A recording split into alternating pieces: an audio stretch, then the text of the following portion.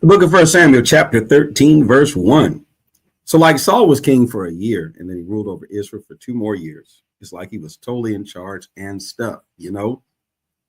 Saul was like, yo, I'm picking 3,000 of Israel's finest. 2,000 went with Saul to Michmash in Mount Bethel, while Jonathan led a squad of 1,000 in Gibeah of Benjamin. Then Saul sent the rest of the people to chill at their own tents. So Jonathan totally destroyed the Philistines who were hanging out in Gibeah. And when the word got out, Saul announced it to everyone by blowing a sick trumpet. He was like, yo, all you Hebrews better listen up. So like everyone in Israel heard that Saul totally wrecked a bunch of Philistines and that the Philistines were like super mad at Israel too.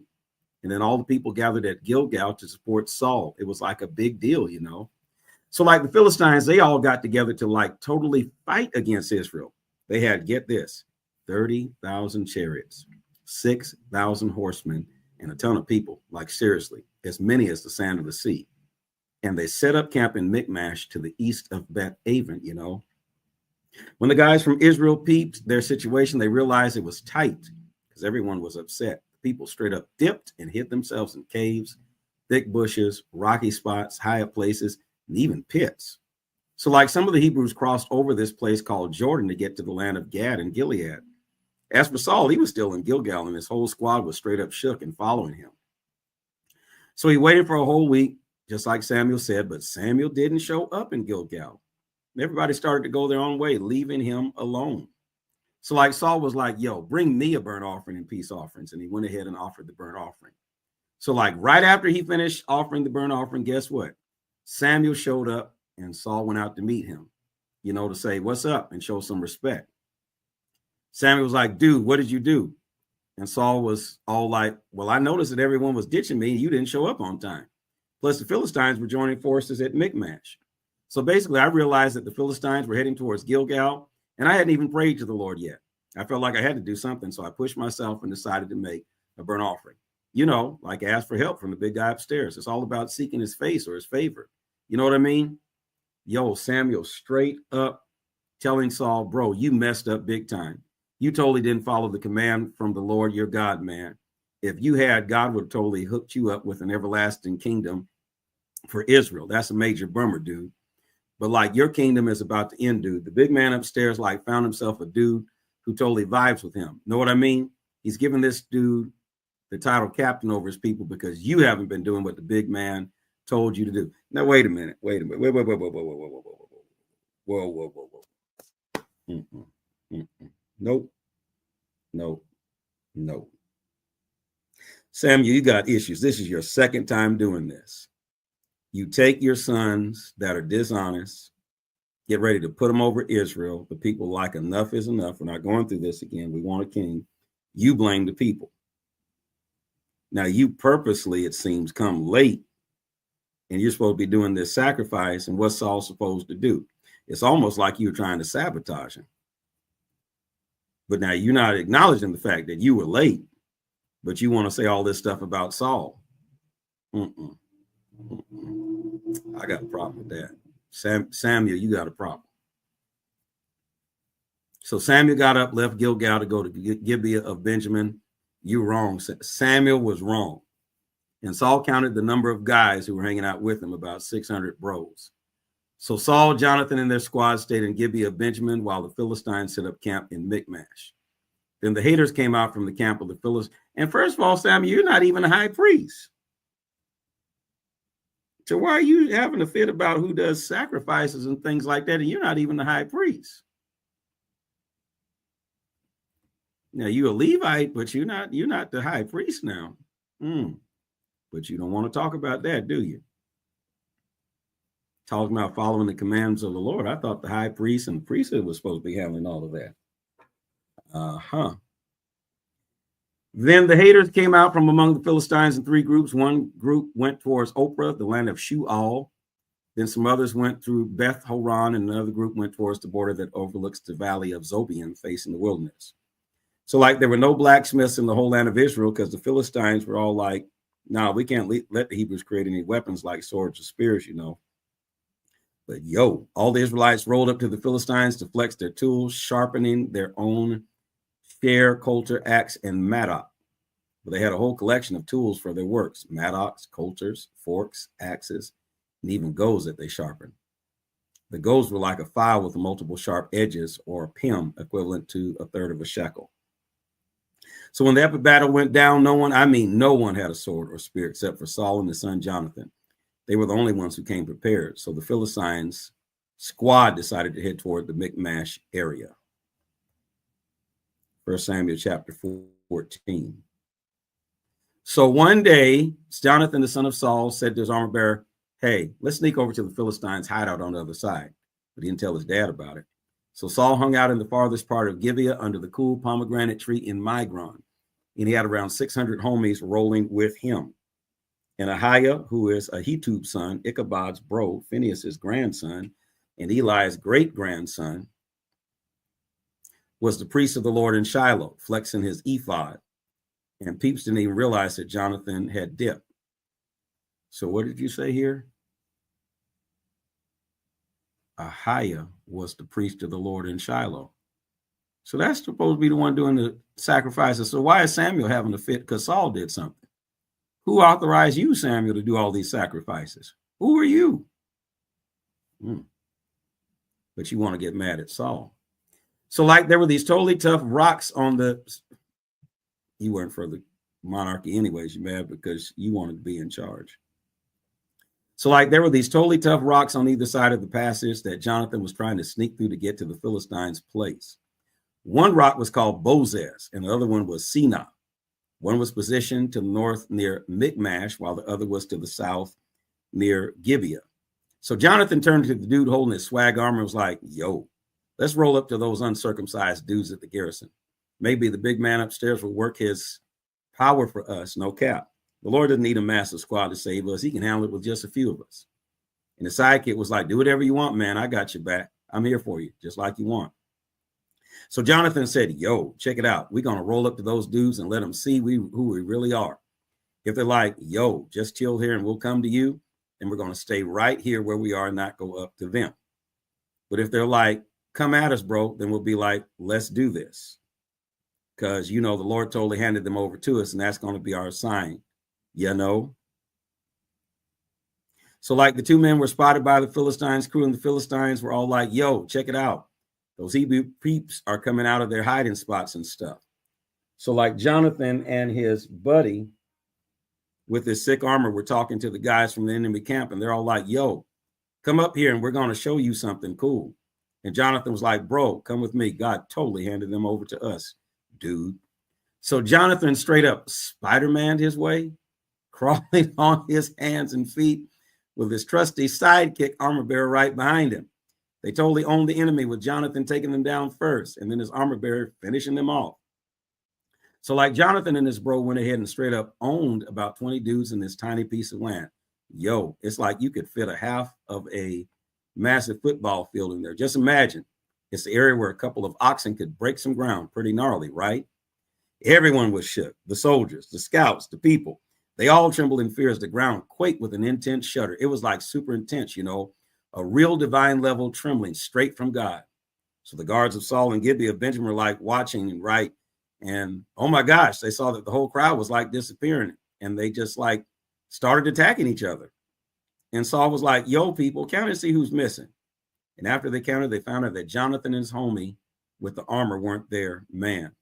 Saul was like, "Yo, Ahiah, bring that God's ark over here it's with Israel fam right now." And it looks like Saul is trying to seek God. So why is Samuel having a fit about that? And the man's trying to go after God. While Saul was chatting with the priest, a chaotic commotion in the Philistine camp kept going and getting louder. Saul told the priest, "Hold up, stop what you're doing." So Saul and all his armies gathered up, rolled into battle, and everyone ended up turning on each other like, bruh, it was straight chaos up in there. It was a major L, no cap. What is a major L? Also, the Hebrews were chilling with the Philistines before they decided to join the Israelites under Saul and Jonathan. They're like, "Nah, we're Team Israel now." And just like all the dudes from Israel were hiding out in the Mount Ephraim, when they heard that the Philistines bounced, they straight up chased them after them in the fight. And like the Lord totally came through for Israel that day, and the battle like totally shifted over to Beth Aven. And the dudes of Israel were so bummed out that day because Saul, he swore to the peeps, like, dude, if any of you eat anything until evening, you're totally cursed. I got to get revenge on my enemy. So like no one even had a bite to eat, man. And all the people in the land went to the grove, and there was honey on the ground. And when the squad entered the forest, they saw the honey just dripping, but none of them dared to taste it because they were spooked by that solemn promise they made. Dumb. But Jonathan totally missed it when his dad made everyone swear an oath. So he took his rod in his hand, dipped it into the honeycomb. Then he put his hand to his mouth, and suddenly he felt so awake and alert.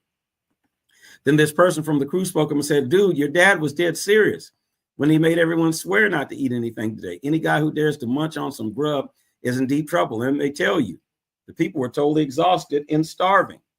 So Jonathan was like, yo, my dad totally messed up the land. But check it out. My eyes are lit now because I had a sweet taste of this honey. Bruh, imagine if the squad just went all out and feasted on the loot they took from their enemies today. Like, seriously, they would have been way more havoc unleashed on the Philistines. No cap. So like they totally beat up the Philistines that day from Michmash to Ajalon, and the people were like super exhausted. So the people totally went for the loot and grabbed some sheep, oxen, and calves and straight up killed them on the ground. And then they just went ahead and ate them, like with the blood and all. And folk were hungry. And so they came to Saul and like, dude, the people are totally sinning against the Lord by eating meat with blood in it. And Saul was like, wow, you guys really messed up. Bring me a big old stone right now. And Saul was like, guys, go and spread out among the people and tell them to grab their own cows and sheep and slaughter them here and have a feast. But don't mess up and go against the Lord by eating meat with blood. And all the people brought their own cows at night and killed them right and then and there. So Saul was like, I got to show some love to the Lord. And he straight up built an altar. This was the very first time he did that to honor the Lord. You know what I'm saying? Like that was the start of it all. You feel me? So Saul was like, hey, let's sneak up on the Philistines tonight and raid them until morning. We can't let any of them escape. And everyone was like, sure, do whatever you think is best. And the priest was like, let's come closer to God and seek his guidance. So Saul was like, yo, God, should I chase after the Philistines? Can we get the victory, fam? But God didn't answer him that day. Listen up, y'all. Saul called all his big shots over here. Let's find out what went down and where this sin went down today. You feel me? Swear the one who saves Israel that even if it's Jonathan, my son, he's going to die for sure. Saul wasn't wrapped too tight. But no one from the whole crowd had the guts to respond. Saul wasn't wrapped too tight. He was special. So Saul told all the people, y'all stand over there while me and my son Jonathan chill on this side. And the people were like, Saul, whatever you think is lit, we got your back. And Saul was like, yo, God of Israel, can you give us a sign to find out who's innocent? Saul and Jonathan were chosen, but the rest of the people like, nah, we out. So Saul was like, let's flip a coin to decide between me and my son Jonathan. And guess what? Jonathan was the chosen one. Dumb. So Saul was like, yo, Jonathan, spill the beans. What'd you do? And Jonathan was like, well, I just had a tiny bit of honey with the rod I was holding. And now it's like I'm toast, fam. Saul was like, OMG, you're going to die, Jonathan. May God seriously punish you even harder. Man, I'd be like, well, you try to take me out, then let's see what happens. May the best man win. And the people like, bro, are you seriously going to let Jonathan die? He literally saved our whole nation. No way, man. I swear to the Almighty, not a single strand of his hair will touch the ground. He totally had God on his side today. So the people stepped in and made sure Jonathan didn't bite the dust. And Saul dipped from chasing the Philistines. I bet you did, because they stood up to you. You're not going to kill that man. You're stupid, Val. And the Philistines dipped back to their spot. So Saul totally took over the kingdom of Israel and like straight up battle against all his enemies from every direction. He went head to head with Moab, the kids from Ammon and Edom, as well as the kings of Zobah and the Philistines. I'm telling you, wherever he went, he really gave them a hard time. So he got all his squad together and totally wrecked the Amalekites, saving Israel from those terrible people who were trying to mess them up. Hashtag teamwork and victory. Saul had 3 sons, Jonathan, Ushi, and Mikashua. Now that's crazy. Jonathan's a normal name, but Ishui and Mikashua. He also had 2 daughters named Merab and Michael. Merab the oldest, Michael the youngest. Saul's wifey name was Ahinoam, daughter of Ahimaaz. The boss of his squad was Abner, Ner's son, who happened to be Saul's uncle. Abner, Israel in Hebrew is Abner. I try not to read those things because it gets you confused. At least get me confused. So Kish was the OG dad of Saul, and Abner's pops was Ner, who happened to be Abiel's son.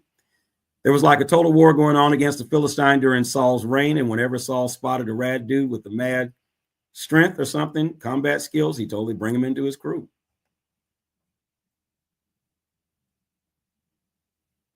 Still caught up on those names.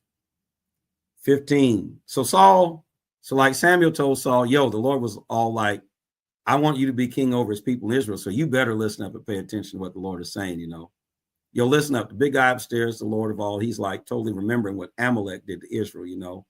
How he like totally ambushed them on their way back from Egypt. Yeah, that's what's up. Go out and totally wreck Amalek, like completely obliterate everything they own. Don't hold back. Seriously, wipe out every living thing, men, women, babies, even their farm animals. Everything got to go. No mercy. So Saul called everyone together in Telium and counted them. We had 200,000 foot soldiers and 10,000 dudes repping Judah. So Saul arrived at this city called Amalek and set up camp in the valley. Saul was like, hey, Kenites, y'all got to bounce from the Amalekites ASAP unless you want to get wiped out with them. I mean, you were actually pretty cool to all the Israelites back when they left Egypt. So yeah, the Kenites were like, peace out, and dipped out from the Amalekites. So Saul totally wrecked the Amalekites from Havilah all the way to Shur, which is like right across from Egypt. So like this dude captured Agag, the Amalekite king, and totally wiped out everyone with his sword. No survivors. So like Saul and the people like, nah, let's not totally wipe out Agag and all the good stuff. The sheep, oxen, fatlings, and lambs. They only destroyed the gross and worthless stuff, you know, the second sort. So like God started talking to Samuel and was all like, I'm low-key bummed I made Saul king because he straight up changed his mind and stopped following me. He didn't even do what I told him to do. Samuel was super upset about it and cried out to the Lord all night. So like Samuel woke up early to meet Saul in the morning. Word came to Samuel that Saul went to Carmel, and he like found a spot, and then they just journeyed around and went to Gilgal. So Samuel went to Saul, and Saul said to him, dude, you're totally blessed by the Lord. I totally nailed carrying out the Lord's command. Samuel was like, yo, why am I hearing all this sheep noise and cows mooing? What's the dealio with that? So I was like, yo, they brought back the sheep and the oxen taken from the Amalekites. They wanted to sacrifice the best ones to honor the Lord your God, but we totally wiped out the rest. So Samuel was like, yo, Saul, hold up for a sec. I got to spill what the Lord told me last night, or tonight, rather. And Saul was like, all right, go on, spill it. And Samuel was like, yo, remember when you used to think you were small and insignificant? But like, look at you now, leading the tribes of Israel and being anointed as king by the Lord. Crazy, right? So like the Lord was all like, yo, I'm sending you on a mission. Go and totally wipe out the Amalekite sinners. Fight against them until there's nothing left of Why didn't you listen to the Lord, but just went after the loot and did something bad in the Lord's eyes? So Saul told Samuel, like, yeah, bro, I totally followed what the Lord said. I did everything he told me to do. I went exactly where he sent me, brought back Agag, king of Amalek. And you know what? I totally wiped out the whole Amalekite crew. But the people snagged some stuff like sheep and oxen, the top tier loot that was supposed to be totally wrecked, to offer sacrifices to the Lord your God in Gilgal. Samuel was like, does God really care about burnt offerings and sacrifice as much as he cares about just obeying him? Seriously? Being obedient is way more important to God than any fancy sacrifices or offerings. Being rebellious is basically like doing witchcraft, and being stubborn is like committing sin and idolatry. Since you straight up rejected the word of the Lord, he's rejected you from being king as well. So I was like, yo, Samuel, I messed up big time. I totally went against what the Lord and you told me to do, all because I was scared of what other people would think. I've caved in and followed their commands. So please forgive me and come back with me so we can worship the Lord. So Samuel's like, nah, man, I ain't rolling with you anymore. Because let me tell you, you totally dissed the Lord's word. And now the big man upstairs is done with you being the king of Israel. And as Samuel was about to leave, he grabbed the edge of his cloak and it tore. Samuel was like, yo, God just snatched the kingdom of Israel away from you and gave it to someone else who's way cooler than you, dude. And the strength of Israel won't ever back out or change his mind because he's not like us. He's not some dude who regrets. And he's like, I messed up, bro. Can you like do me a solid and show me some respect in front of the older peeps and the whole nation of Israel? Also join me going back so I can worship your God, man. And Samuel went back to Saul, and Saul showed reverence to the Lord. Samuel was like, yo, bring Agag, the king of the Amalekites, to me. So Agag came all fancy like, and Agag was like, bruh, I'm so over the whole fear of death thing. So like Samuel was all like, dude, since you've made women lose their kids with your sword, your own mom won't have any kids either. And then Samuel straight up cut Agag into pieces in front of the Lord in Gilgal. So Samuel bounced to Ramah, and Saul headed home to Gibeah of Saul. And Samuel never saw Saul again until the day he died. But Samuel felt really sad for Saul, and God regretted making Saul the king of Israel. Please put these words in the comment section. This is the word of the Lord. Follow, like, share, and subscribe, and hit that arrow at the bottom of the screen and share this video. Shall we pray? Well, Father, there's a lot of blaming that's taking place in this story today. People made me do it. You had me late. You're not going to be the king. Help us as we go through life not to blame others for what happens in our life. Yes, life is going to life. People are going to be people. Things are going to happen. But help us to take life by the reins with the authority you've given us, and to take the responsibility you've given us to take whatever's been handed to us and make things better so your will could be done in our life. We ask this in Jesus' name. And all the people of God said, thank God, amen, and put in the comment section, this is the word of the Lord.